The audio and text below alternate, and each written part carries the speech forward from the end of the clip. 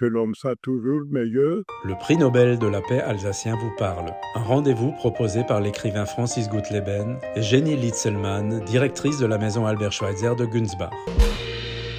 Face à la crise géopolitique mondiale dans laquelle nous nous trouvons aujourd'hui, que dirait Albert Schweitzer ? Nous ne pouvons plus éluder la question de l'avenir de l'humanité. C'est bien Albert Schweitzer qui vient de parler.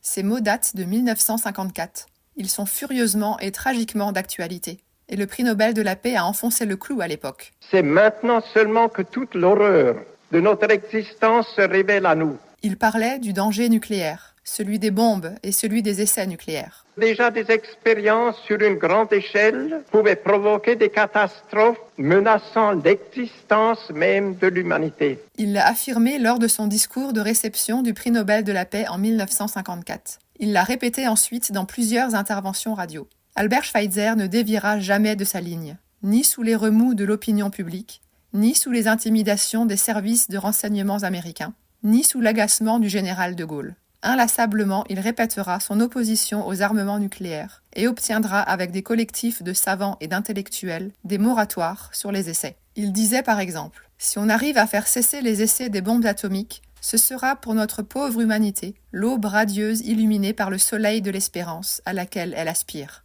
Le 20 avril 1962, Schweitzer écrivait encore une lettre au président Kennedy pour attirer son attention sur l'énorme responsabilité qui est la sienne, de protéger les générations futures. La même année, pendant la crise de Cuba qui a été à 2 doigts de déclencher une guerre nucléaire, Albert Schweitzer exhortait un éditeur américain « Que le temps travaille pour ceux qui veulent supprimer les armes atomiques ». Retrouvez cette chronique sur rdl68.fr et visitez la maison Albert Schweitzer de Günzbach à l'occasion du 150e anniversaire de la naissance de ce génie alsacien.